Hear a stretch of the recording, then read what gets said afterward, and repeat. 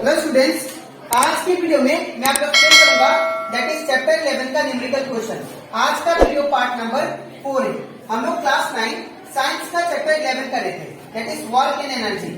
इसके पिछले वीडियो में मैंने आप लोग को numerical question that is part 1 से लेके पार्ट 3 तक जितना भी न्यूमेरिकल क्वेश्चन था चैप्टर 11 का that is inside the book और एक्सरसाइज का वो सारा एक्सप्लेन कर दिया। ठीक है, तो अगर आपको सारा न्यूमेरिकल क्वेश्चन अच्छे से सीखना है तो आप लोग उसको मेरे YouTube चैनल में जाकर उसको देख सकते हो। ठीक है, इसी के साथ साथ अभी तक मैंने क्लास 9 साइंस का chapter 1, chapter 2, chapter 3 that is chapter, उसके बाद 8, chapter 9, chapter 10, chapter 11 and chapter 12 इन सभी चैप्टर का जितना भी टॉपिक था मैंने हर एक टॉपिक आप लोग को डिटेल में एक्सप्लेन कर दिया। ठीक है, और इसी के साथ साथ मैंने आप लोग को चैप्टर 8, 9 एंड 10 का जितना भी न्यूमेरिकल क्वेश्चन था इनसाइड द बुक और दैट इज एक्सरसाइज का जितना भी न्यूमेरिकल क्वेश्चन था वो सारा एक्सप्लेन कर दिया। ठीक है, तो अगर आपको सारा टॉपिक और वो सारा न्यूमेरिकल क्वेश्चन अच्छे से सीखना है तो आप लोग उसको मेरे YouTube चैनल में जाके उसको देख सकते हो। मैंने हर एक चैप्टर का प्लेलिस्ट बना के अपलोड कर दिया। ठीक है, तो स्टार्ट करता है क्लास। यहाँ पे एग्जाम्पल 11.6 में दिया गया है an object of mass 12 kg। एक ऑब्जेक्ट है जिसका मास 12 kg है, is at a certain height, एक पर्टिकुलर हाइट पे ग्राउंड से। तो ये मान लीजिए ग्राउंड है और ग्राउंड से एक पर्टिकुलर हाइट पे ये ऑब्जेक्ट है जिसका मास कितना दिया दैट इज 12 kg। ठीक है, अब इसमें बोला जा रहा है above the ground if the potential energy, अगर पोटेंशियल एनर्जी, हम लोग जानते हैं पोटेंशियल एनर्जी कब होता है कोई भी ऑब्जेक्ट का, जब ऑब्जेक्ट एक पर्टिकुलर हाइट पे हो। जैसे कि ये ऑब्जेक्ट था ग्राउंड पे, इसको उठाया तो इसके ऊपर कौन सा एनर्जी आ गया, पोटेंशियल एनर्जी। ठीक है, तो एक ऑब्जेक्ट ग्राउंड से एक पर्टिकुलर हाइट पे है जिसका मास 12 kg है, तो इसके अंदर क्या है, पोटेंशियल एनर्जी। तो पोटेंशियल एनर्जी कितना दिया आप लोग को, that is EP equal to 480 joule. ठीक है, आपको फाइंड क्या करना है कि अगर पोटेंशियल एनर्जी इस ऑब्जेक्ट का जिसका मास 12 kg है 480 जूल है तो आप लोग इसका हाइट फाइंड करो। ठीक है, ये आपको हाइट फाइंड करना है ग्राउंड से। ठीक है, तो यहाँ पे सबसे पहले हम लोग लिखेंगे गिवन। ठीक है, तो यहाँ पे क्या होगा, गिवन यहाँ पे दिया गया है दैट इज मास,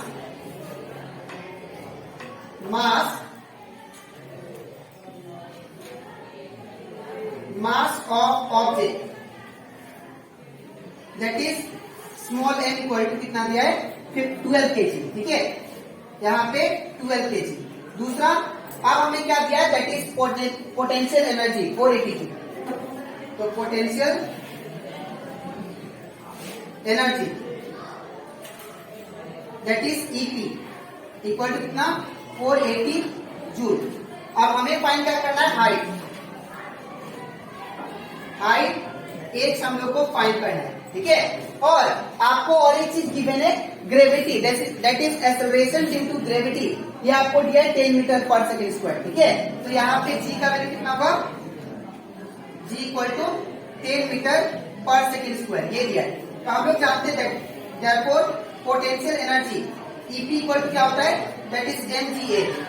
ठीक है ना, हम लोग जानते हैं that is potential energy that is EP equal to क्या होता है, दैट इज mgh। ये आपका पोटेंशियल एनर्जी का फॉर्मूला है। ठीक है, अब यहाँ पे पोटेंशियल एनर्जी का वैल्यू क्या दिया है, तो पोटेंशियल एनर्जी का जो वैल्यू है वो है दैट इज 480 जूल। तो in case of potential energy मैं क्या रखूंगा 480 जूल।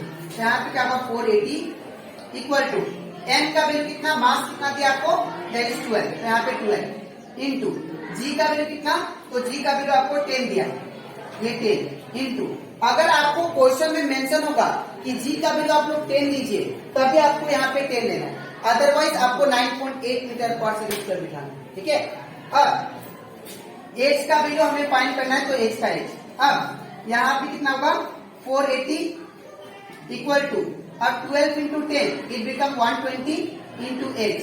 अब मुझे हाइट फाइंड करना है तो इसको मैं इस साइड भेज देता हूँ, तो ये कितना आएगा 480 बाई 120 इक्वल टू 8। अब इसके बाद मैं यहाँ पे करता हूँ। अब यहाँ पे अगर देखो आप लोग तो 0 से 0 कैंसिल, तो 12 4 का कितना 48। तो यहाँ पे एच का वैल्यू कितना आ गया, दैट इज 4 मीटर।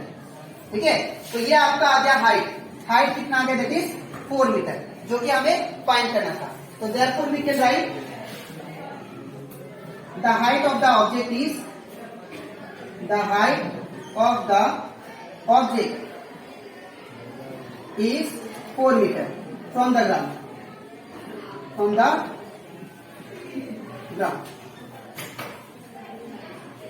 ठीक है। तो इस तरह आपको ये क्वेश्चन को करना था। तो आई होप आपको ये क्वेश्चन अच्छे से क्लियर हो गया होगा। ठीक है, तो ये कंप्लीट होता हमारा एग्जाम्पल 11.6। तो आपको लिखना कैसे मैं बता देता हूँ। सबसे पहले ये पार्ट और इसके नीचे आपको ये लिखना है। ठीक है, अब इसके नेक्स्ट स्लाइड में मैं आप लोगों को समझाऊंगा, दैट इज बाकी जो न्यूमेरिकल क्वेश्चन बचा है इस चैप्टर का वो। ठीक है, इसके बाद हम लोग करते हैं नेक्स्ट न्यूमेरिकल क्वेश्चन, जो कि पेज नंबर 155 में आप लोग का, दैट इज इसमें दिया गया है एग्जाम्पल 11.7 में 2 girls each of weight 400 newton. 2 girls है दैट इज जिसका वेट आप लोग को 400 न्यूटन दिया गया है। ठीक है, climbs up a rope through a height of 8 metre. अब एक दोनों जो गर्ल्स है जिसका वेट 400 न्यूटन का है, ये दोनों जो है एक रस्सी के ऊपर चढ़ रही है और रस्सी का हाइट कितना है 8 मीटर। ठीक है, we name one of the girl is A. मान लीजिए जो पहला गर्ल है वो ए है। ठीक है, एक गर्ल का नाम ए है और दूसरा गर्ल का नाम बी है। ठीक है, इसका वेट 400 न्यूटन और इसका भी वेट कितना 400 न्यूटन दिया गया है क्वेश्चन में। ठीक है, अब ये दोनों जो है एक रस्सी के ऊपर चढ़ रही है जिसका लेंथ जो है रस्सी का वो कितना है, दैट इज 8 मीटर का।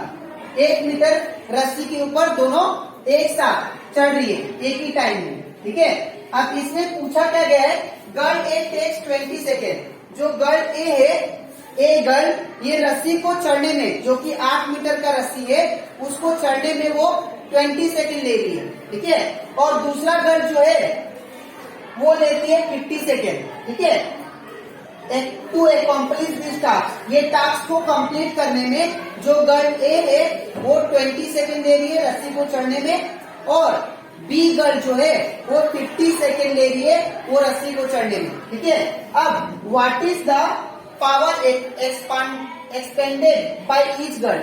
तो कितना पावर एक गर्ल ने, हर एक गर्ल ने एक्सपेंड किया इसके ऊपर, वो हम लोग को पता लगाना है। ठीक है, एक गर्ल ने इस रस्सी के ऊपर चढ़ने में कितना पावर लगा और बी गर्ल को 8 मीटर रस्सी चढ़ने में कितना पावर लगा, वो आपको अलग अलग पावर फाइंड करना है। ठीक है, तो कैसे करेंगे ध्यान से देखिए। सबसे पहले यहाँ पे गर्ल ए के लिए निकालते हैं। ठीक है, तो 4 गर्ल ए, फॉर गर्ल ए यहाँ पे दैट इज वेट कितना दिया है, तो वेट आपको दिया दैट इज 400 न्यूटन। ठीक है, दूसरा यहाँ पे दैट इज हाइट कितना दिया रस्सी का 8 मीटर, तो आपको हाइट कितना दिया है 8 मीटर। उसके बाद यहाँ पे फिर क्या दिया, यहाँ पे टाइम कितना दिया 20 सेकेंड ए गर्ल का। ठीक है, तो टाइम कितना लेंगे 20 सेकेंड। अब हमें क्या निकालना है, पावर। ठीक है, तो power of girl A equal to क्या होगा, पावर का फॉर्मूला मैंने आपको बताया था एक्सप्लेनेशन जब मैं टॉपिक एक्सप्लेन कर रहा था, तो वहां पे दैट इज पावर का फॉर्मूला क्या होता है W/T, that is work by time. ठीक है, अब हम लोग जानते हैं वर्क जो होता है according to potential energy, work equal to क्या होता है, is equal to potential energy के बराबर होता है। ठीक है, तो W इक्वल टू क्या लिख सकते हैं, पोटेंशियल एनर्जी का फॉर्मूला क्या होता है mgh। ठीक है, तो यहाँ पे वर्क किसके बराबर लिख सकते हैं हम लोग, पोटेंशियल एनर्जी के बराबर। तो यहाँ पे पावर P इक्वल टू क्या होगा, work is equal to potential energy that is EP/T। अब इसके बाद मैं यहाँ पे करता हूँ that is PA is equal to क्या होगा, PA मतलब पावर ऑफ गर्ल ए। ठीक है, अब EP की जगह पे क्या लिखेंगे, तो EP का फॉर्मूला पोटेंशियल एनर्जी का फॉर्मूला क्या होता है, दैट इज mgh। ठीक है, potential energy EP equal to होता है mgh। तो in place of potential energy क्या लिखेंगे, mgh। और t दिया यहाँ पे, t मतलब टाइम होता है, तो टाइम कितना दिया आपको 20, तो यहाँ पे 20। ठीक है, अब यहाँ पे p इक्वल टू, अब mg इक्वल टू क्या होता है, याद रखिएगा वेट का जो फॉर्मूला होता है वो क्या होता है mg। ठीक है, तो w इक्वल टू क्या होता है, वेट इक्वल टू होता है mg। ठीक है, ये वेट का फॉर्मूला याद रखिएगा। तो यहाँ पे इन प्लेस ऑफ mg हम लोग क्या लिख सकते हैं, वेट। ठीक है, तो यहाँ पे क्या लिखेंगे, weight in place of mg। ठीक है, इनटू हाइट का हाइट डिवाइडेड बाई नीचे 20।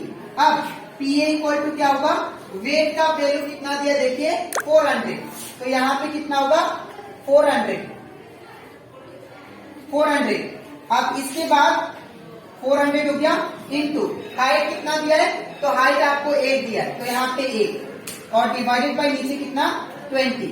अब ये 0 से 0 कैंसिल और ये 2 4 जा 8 कैंसिल, तो पावर ऑफ ए गर्ल कितना आया, that is 40 into 4 that is 160 और पावर का दैट इज यूनिट क्या होता है, वाट होता है। ठीक है, तो WATT वाट दैट इज 160 वाट, इसको दैट इज ए गर्ल के पास पावर लगा वो रस्सी चढ़ने में। ठीक है, अब हम लोग बात करते हैं फॉर बी गर्ल। ठीक है, फॉर बी गर्ल, अब बी गर्ल के लिए गर्ल बी, अब बी गर्ल के लिए सेपरेट निकाल के हम लोग सबसे पहले हम लोग क्या करेंगे, बी गर्ल के लिए यहाँ पे देखिए दोनों का वेट कितना था 400, तो इसका भी वेट कितना लेंगे, weight W equal to 400 newton. ठीक है, इसके बाद अब ये भी जो थी, जो बी गर्ल थी, ये भी 1 मीटर का रस्सी के ऊपर चढ़ रही थी, तो यहाँ पे हाइट कितना, हाइट h इक्वल टू कितना 1 मीटर। ठीक है, इसके बाद यहाँ पे उसने टाइम कितना दिया 50 सेकेंड, बी गर्ल ने टाइम कितना दिया 50 सेकेंड, तो यहाँ पे टाइम कितना लेंगे t इक्वल टू 50 सेकेंड। ठीक है ना, इसके बाद यहाँ पे हम लोग को फाइंड क्या करना, that is power, power of B girl, ये हम लोग को फाइंड करना है। ठीक है, तो सेम फॉर्मूला अप्लाई होगा इसमें भी, यहाँ पे लिखेंगे therefore power of B girl is equal to work by time. ठीक है, अब power of B girl equal to work किसके बराबर होता है, तो वर्क होता है इक्वल टू पोटेंशियल एनर्जी। ठीक है, तो इसके जगह पे क्या लिखेंगे, पोटेंशियल एनर्जी ये थी, और नीचे time 30।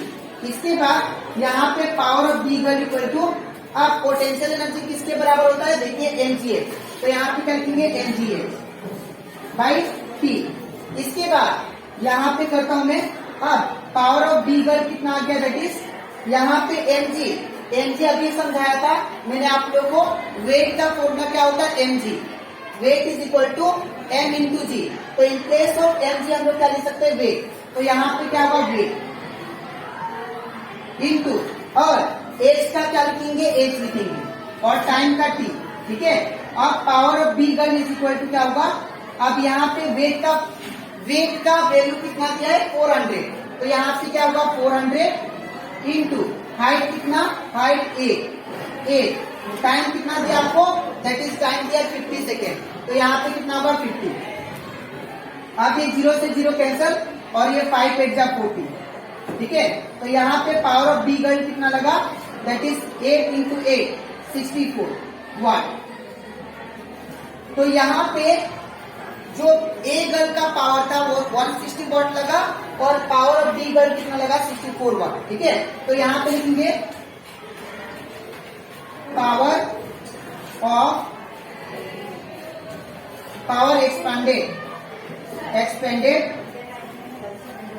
Power expended by that is a girl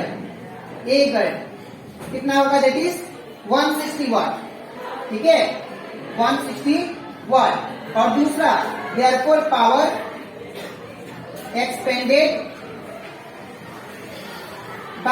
bye B girl कितना होगा, दैट इज 64 वाट। ठीक है, तो ये कंप्लीट हो जाता हमारा एग्जाम्पल 11.7। तो आपको लिखना कैसे मैं बता देता हूँ। सबसे पहले आपको ये पार्ट लिखना है, इसके नीचे आपको ये, और इसके नीचे ये, और इसके नीचे ये, ठीक है। तो आई होप आपको ये क्वेश्चन अच्छे से क्लियर हो गया होगा, ठीक है। तो आज के वीडियो में दैट इज पार्ट 4 में मैंने आप लोग को 2 न्यूमेरिकल क्वेश्चन कराया, ठीक है। तो अब इसके नेक्स्ट वीडियो में मैं आप लोग एक्सप्लेन करूंगा बाकी जो बचा है न्यूमेरिकल क्वेश्चन एनसीईआरटी बुक में चैप्टर 11 का वो सारा, ठीक है। तो आज के लिए इतना ही, मिलते हैं नेक्स्ट वीडियो में। तो ठीक है।